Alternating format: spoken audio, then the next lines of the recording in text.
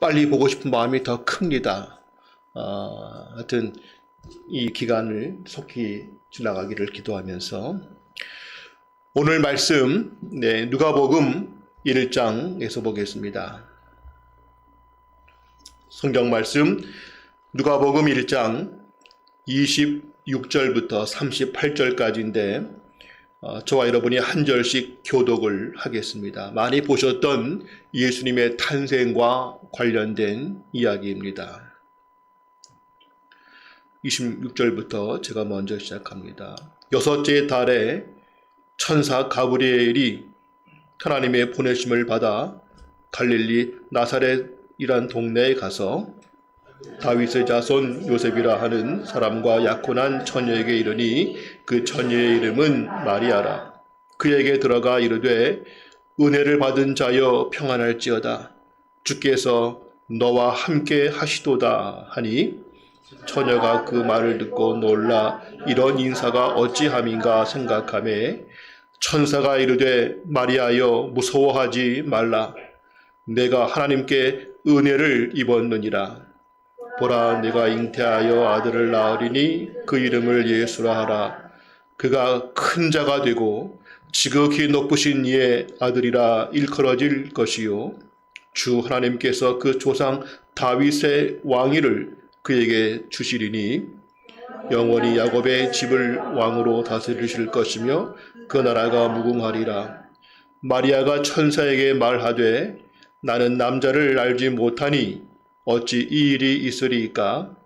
천사가 대답하여 이르되 성령이 내게 임하시고 지극히 높으신 이의 능력이 너를 덮으시리니 이러므로 나실 바 거룩한 이는 하나님의 아들이라 일컬어지리라. 보라 내 친족 엘리사벳도 늙어서 아들을 배었느니라. 본래 임신하지 못한다고 알려진 이가 이미 6달이 되었나니 대저 하나님의 모든 말씀은 능하지 못하심이 없느니라. 다같이 마리아가 이르되 주의 여종이오니 말씀대로 내게 이루어지이다 하매 천사가 떠나가니라. 아멘. 비록 과거와 같이 함께 모여서 정말 감사하고 기뻐해야 될 그럴 분위기는 아니지만 그러함에도 성탄은 우리에게 가장 중요하고 큰 기쁨의 날입니다. 어떤 분은 그런 질문을 합니다. 성탄절이 더 중요합니까? 부활절이 더 중요합니까? 라고 하지만 사실은 그 두 가지가 하나로 연결되기 때문에 비교할 수는 없습니다. 왜냐하면 예수님이 이 땅에 오신 것은 우리 죄를 위하여 십자가에서 죽으시기 위하여 오셨기 때문에 성탄과 부활은 하나로 연결됩니다. 성탄을 맞이하면서 우리가 몇 가지들 확인하는 것들이 있죠.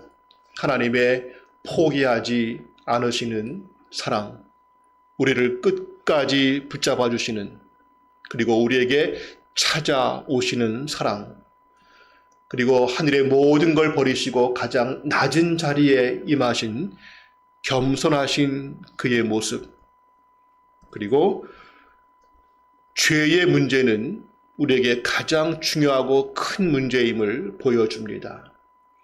다른 말씀을 전하시는 것이나 또 기적을 행하는 것들은 선지자가 와도 다 할 수 있었지만 꼭 예수님이 오셔야 되었던 중요한 목적은 말씀을 전하고 기적을 행하시는 것이 문제가 아니라 그 몸을, 그 생명을 우리의 죄를 위하여 주시기 위해서 오셨기 때문에 예수님의 생명을 주셔야 되기까지 할 정도의 죄의 문제는 가장 중요한 문제이다. 그러므로 우리가 가장 힘써야 될 것도 죄의 문제, 더 나아가서 거룩한 삶의 문제가 가장 중요한 우리의 과제이다 하는 것을 보여줍니다. 이 성탄은 그저 가벼운 마음으로 예수님 축하합니다 란 그렇게 인사할 거기보다는 주님 감사합니다. 우리를 위하여 그 모든 걸 포기하시고 우리에게 찾아와 주셨고 모든 것을 포기하시는 그 사랑 감사합니다. 그래서 성탄은 산타가 중요한 것은 아니고 하나님께 감사의 고백을 하는, 하나님께 찬양을 드리는, 그리고 나도 주님께 무엇인가 드리고 싶어하는 마음을 고백해야 되는 날입니다. 성탄을 맞이할 때마다 꼭 언급되는 사람이 있죠. 마리아입니다. 어디 본문을 봐도 마리아의 이름을 보게 되는데, 물론 이 마리아를 너무 지나치게 강조하고 떠받드는 것도 조금 좋지 않겠지만, 또 반대로 너무 무시하는 것도 또 아니겠다 싶습니다. 왜 하필 하나님께서 이 마리아란 여인을 택하셨을까? 뭔가 그에게는 다른 사람에게 있지 않은 하나님의 마음에 합당한 뭔가가 있었기 때문에 예수님의 어머니라고 하는 특별한 역할을 부여받은 것이 아닌가 보게 됩니다. 마리아의 믿음은 어떠한 믿음이었고, 성탄을 맞이하는 그의 신앙 속에서 오늘 하나님이 이와 같이 우리를 사랑하신다고 하는 성탄의 메시지를 이웃에게 전해야 될 우리들도 마리아를 비롯한 그 당시에 성탄을 맞이한 사람들의 그 신앙처럼 우리도 그러한 신앙으로 성탄의 기쁨을 나누어야 될 책임이 있을 것입니다. 그래서 오늘 짧게나마 성탄을 맞이했던 사람들의 신앙과 성탄을 전해야 될 우리의 신앙의 특징을 세 가지로 보고자 합니다. 첫째는, 우리에게 필요한 신앙은 하나님의 말씀은 반드시 이루어진다는 것을 믿는 신앙이어야 합니다. 성탄을 맞이하면서 하나님의 말씀은 반드시 이루어지는 살아있는 진리의 말씀이라고 고백하지 않는다면 그는 성탄을 기뻐할 자격이 없습니다. 오늘 본문의 말씀은 천사 가브리엘과 마리아가 대화한 내용입니다. 그 앞뒤에는 마리아와 엘리사벳과의 대화, 그리고 마리아가 하나님을 찬양하는 그러한 내용들이 이어지고 있습니다.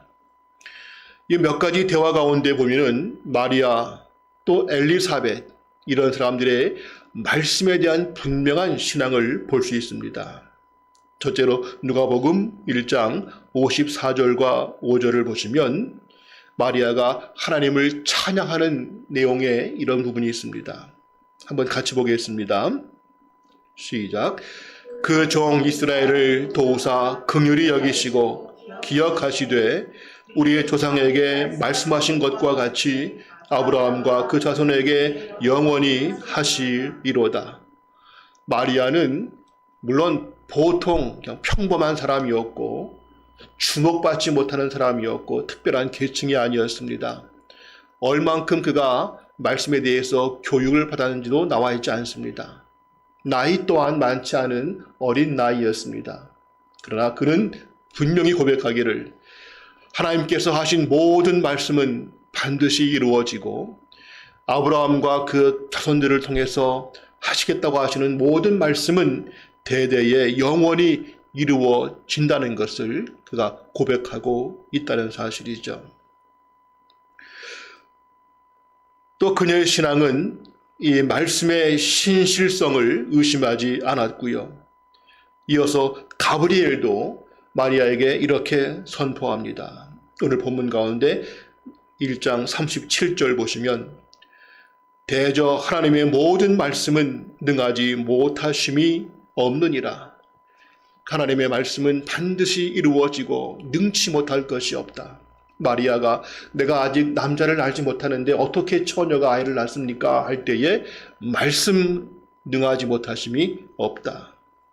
이 말을 듣고 마리아는 즉시 주의 여종이오니 말씀대로 내게 이루어지리라고 화답을 합니다. 또 마리아의 잉태 소식을 들은 엘리사벳이란 여인도 이렇게 말을 하고 있습니다. 1장 45절에 보시면 같이 볼까요? 주께서 하신 말씀이 반드시 이루어지리라고 믿은 그 여자에게 복이 있도다.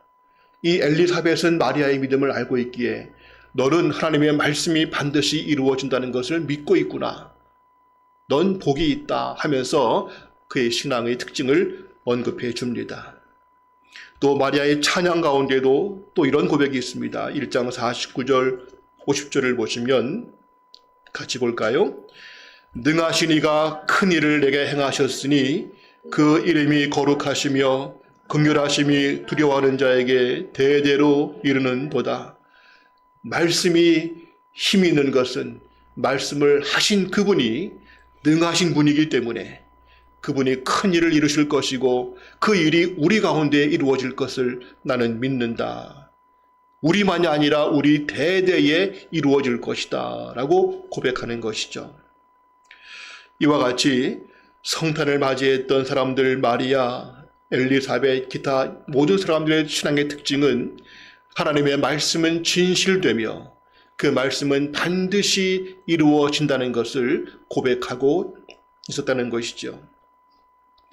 이 마리아가 잉태한다는 사실은 수백 년 전 이미 예언되어 있었죠. 잘 아시는 이사야서의 예언을 보시면 이사야 7장 14절에서 함께 보겠습니다.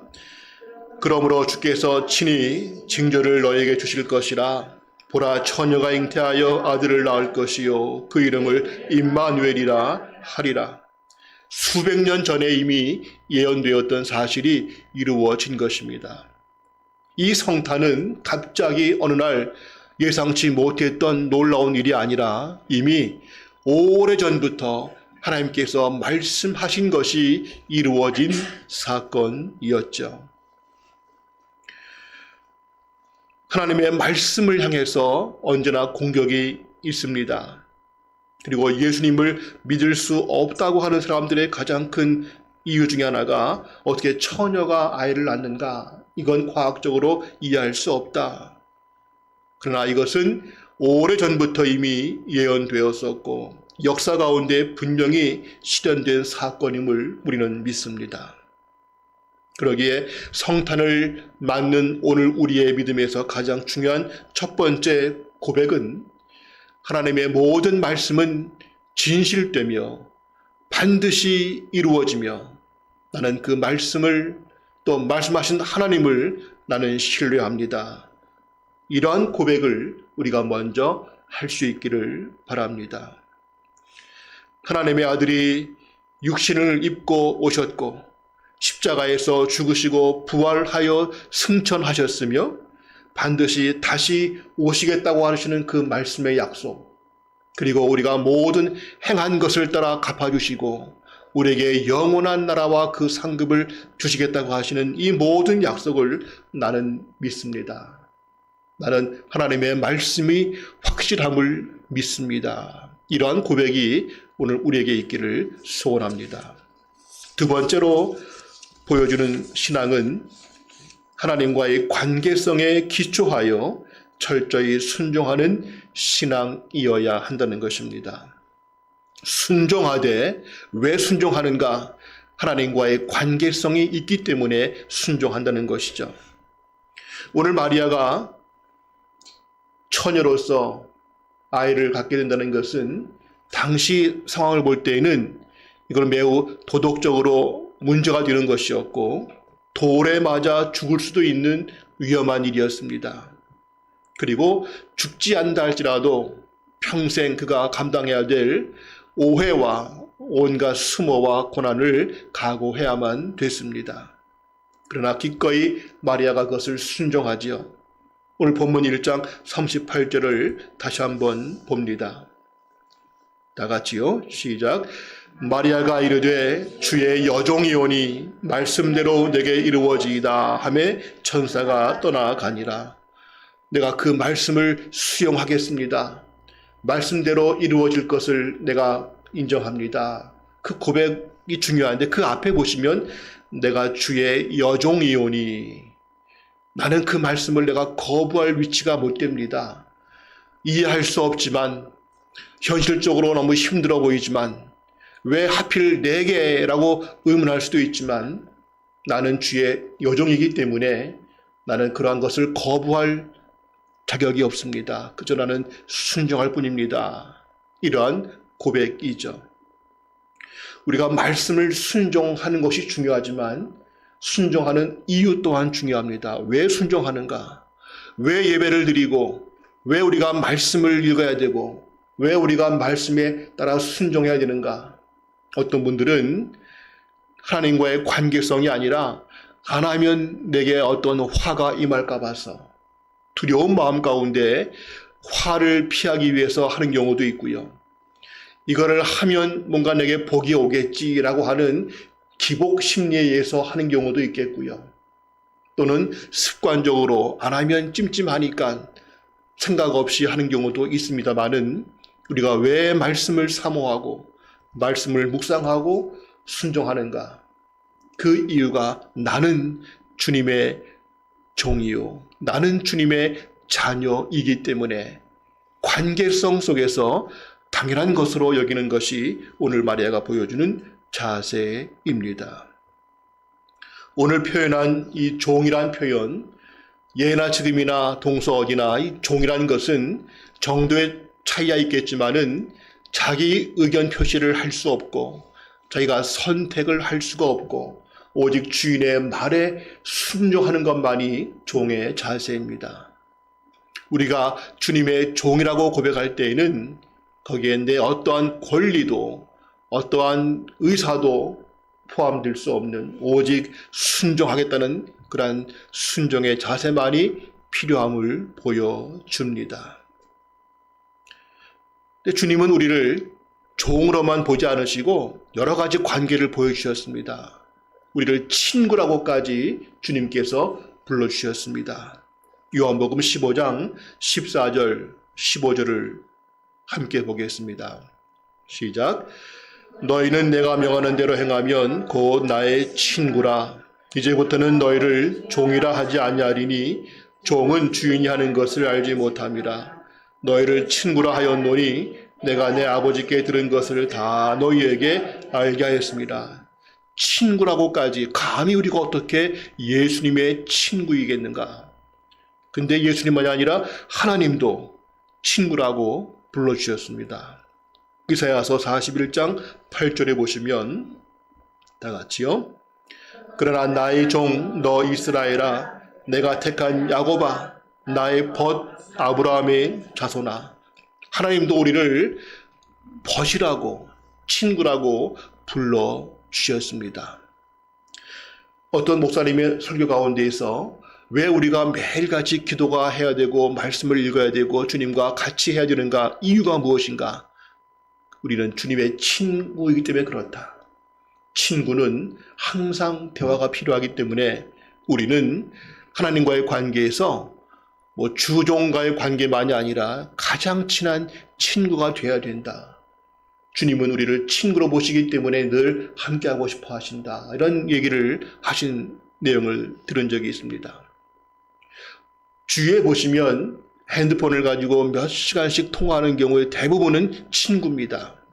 물론 부모와 가족 간에도 대화할 수 있지만 그렇게 오래 할 수는 없겠죠. 필요한 것만 이야기하고 끊습니다. 물론 특별한 부모 관계는 사사로운 건 다 대화할 수도 있지만은 대개는 친구들의 관계는 참 전화 통화를 오래오래 하고 언제 해도 또 반갑고 할 얘기가 많은 것이 친구 사이이죠. 그만큼 하나님은 예수님은 우리를 친구처럼 맞이해 주시고 어떠한 허물과 장벽도 없이 그 모든 것을 우리와 함께하고 싶어 하시는 그러한 주님의 사랑을 보게 됩니다. 나는 감히 하나님의 친구다. 하나님의 동역자이다. 그런 마음이 우리는 황송한 은혜이죠. 또 우리는 하나님의 자녀인 것을 늘 고백합니다. 그것은 이 시간 따로 볼 것도 없겠고요. 하나님의 자녀라고 하는 것은 특별히 사랑의 관계에서 더할 수 없는 하나님의 깊은 애정을 받고 있고 그 자녀는 부모의 모든 것을 이어받을 수 있듯이 아버지의 모든 것이 바로 우리의 것이 될 수 있다는 것을 보여줍니다. 종은 가깝긴 해도 다 알지 못할 친밀함이 친구와 나눌 수 있다면 친구는 모든 것을 함께 나눌 수 없을지라도 자녀는 부모의 모든 것을 이어받을 수 있는 영광의 특권까지 있다는 것. 근데 우리는 가끔 자녀를 생각할 때마다 철없는 아이들을 떠올리면서 부모의 말을 잘 듣지 않거나 사춘기를 맞이하거나 애매한 그러한 자녀들을 떠올리기도 합니다. 그러나 그러한 차원의 자녀가 아니라 우리의 자녀는 부모의 마음을 알고 있는, 말하지 않아도 부모의 뜻을 다 간파하고 있고 아버지의 모든 것을 그 마음에 품고 살아가는 그러한 자녀가 되어야 되겠죠. 오늘 성탄을 맞이하면서 왜 성탄이 우리에게 중요한가? 과거에 하나님의 원수였던 우리를 이제는 원수가 아니라 그의 자녀로, 친구로, 그의 종으로 삼아 주셨음을 고백하는 날이 되어야 될 것입니다. 자녀, 친구 다 중요한데 특별히 오늘 마리아의 고백처럼 우리는 하나님의 종이다. 그러한 고백을 할 수 있기를 소원합니다. 나는 주님의 종입니다. 그러기에 주의 모든 말씀대로 나는 순종하겠습니다. 이러한 고백이 성탄의 날에 우리 모두가 고백할 수 있기를 바랍니다. 혹시 내가 아직 순종하지 못하고 마땅히 해야 될 줄을 알면서도 미루고 있는 것들은 없는지, 내 자신의 순종하지 못하는 약함들을 돌아볼 수 있기를 원합니다. 마지막 세 번째로 성탄의 의미를 맞이하면서 우리는 은혜란 하나님의 뜻을 이루어가는 모든 과정을 의미한다는 것을 보게 됩니다. 오늘 읽지 않겠지만은 28절에 보시면 천사 가브리엘이 마리아에게 하는 말이 은혜를 받은 자여라고 불렀습니다. 그리고 그 뒤에도 보시면 내가 하나님께 은혜를 입었다라고 되어 있습니다. 보통 우리가 은혜를 입었다라고 하면은 참 좋은 일이 벌어지는, 우리가 소위 말하는 부와 명예와 출세를 이루고 내가 하고 싶었던 소원 성취를 이루는 것, 그때 참 은혜 받았구나라는 말을 할 수 있죠. 근데 오늘 마리아에게는 전혀 그렇지가 않습니다. 천사가 두 번이나 은혜 받은 자여, 내가 하나님의 특별한 은혜를 입었구나라고 했는데 정작 마리아는 그때부터 고난의 연속입니다. 처녀가 아이를 배웠으니 아까 말한 것처럼 죽을 수도 있는 그러한 위험 가운데 살고 있었고 늘 조마조마했고 또 사람들에게 설명할 수 없는, 이건 하나님이 하신 일을 어떻게 설명할 수 없는 오해와 온갖 수모 가운데에서 참아야 되는 시간들이 연속이었습니다. 예수님이 태어나셨는데 참 너무나 조심스러웠고요. 또 예수님은 공생애 동안에는 가족과 함께 할 수 없고 늘 따로 계셨기 때문에 가족이면서도 함께 할 수 없는 외로움의 시간들을 보내야만 되었습니다. 그리고 예수님의 십자가 죽으심 앞에서 그 어머니, 그 십자가에 처참하게 피 흘려 못 박혀 죽어가시는 아들 예수를 바라보는 어머니 마리아의 고통은 모든 어머니의 고통이 있겠지만은 비교할 수 없는 가장 큰 고통의 마리아의 모습인 것을 보게 됩니다. 그 뒤에도 이 마리아는 신앙 속에서 많은 수고와 또한 영적인 고통들이 수반되었음을 우리는 당연히 알게 됩니다.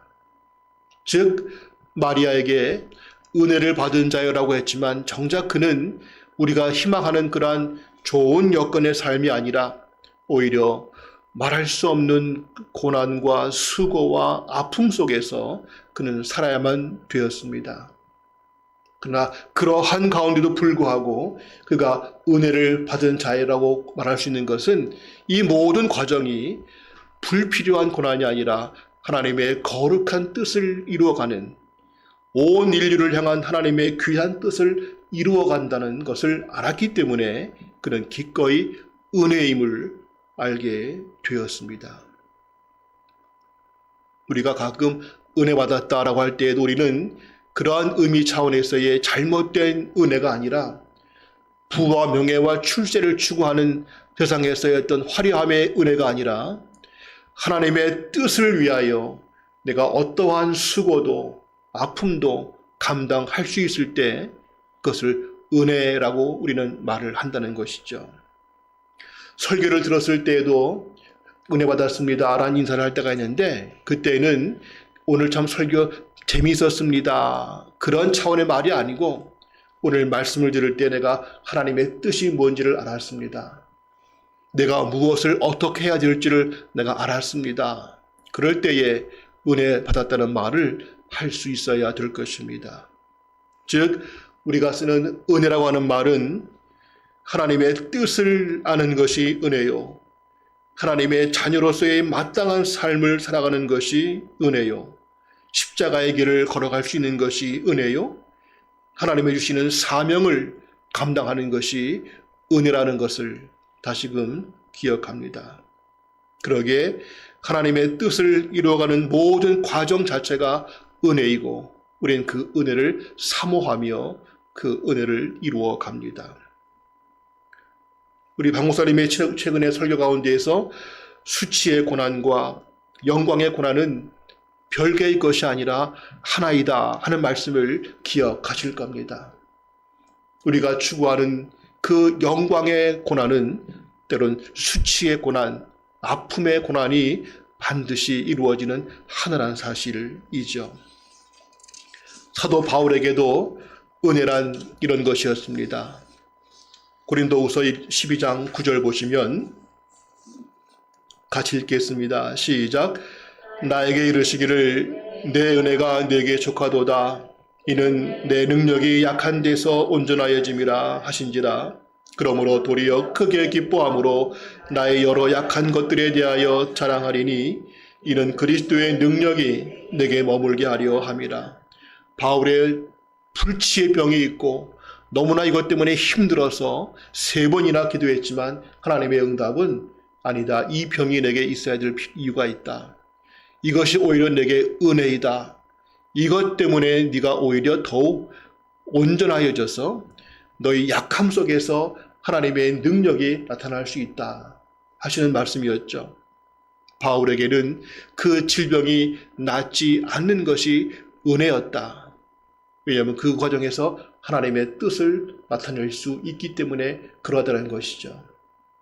내가 때로는 물질적으로 가난해도, 내가 질병 가운데 아픔이 있어도, 내가 이러저러한 고난 가운데 있다 할지라도 그 과정 속에서 하나님의 뜻을 깨닫고 그것이 하나님의 뜻을 이루어가는 그러한 역사가 될 수 있다면 우린 그 모든 것들이 고난의 은혜인 것을 기억해야 될 것입니다.